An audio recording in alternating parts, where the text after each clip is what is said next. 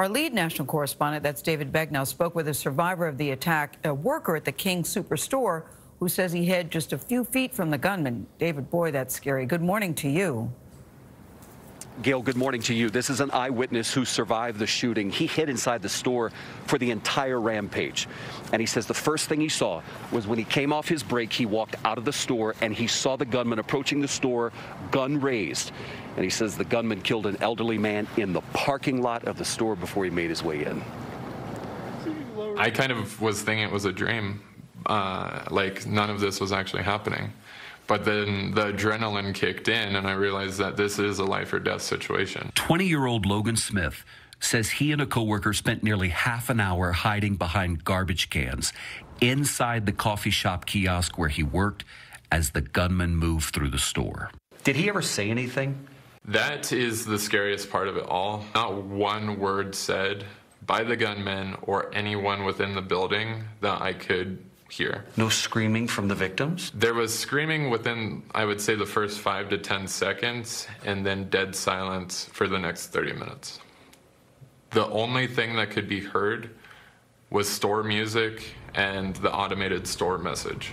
Smith says shortly before the shooting, he had been on a break with his friend and 25-year-old manager, Ricky Olds.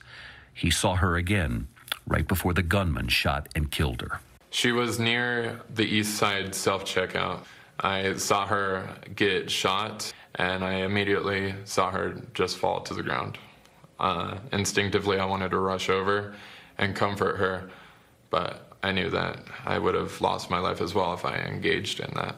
Most of the mass shootings in Colorado have happened within my lifetime, and the idea of a situation like that happening has been ingrained in the back of my head since I was a child.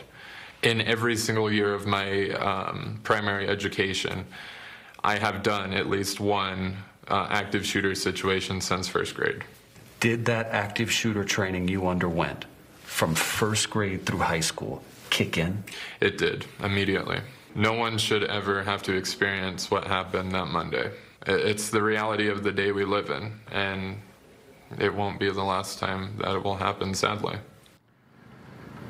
You know, at the end of our interview, he told us that when he comes back to work here at the grocery store, and he expects that Kroger, which owns the grocery store, is going to provide an armed security guard at all times. Anthony, he told us he's a gun owner, and he also said this. He said, David, I would appreciate the right to actually bring my weapon, which I'm licensed to carry, here to work and have it on me.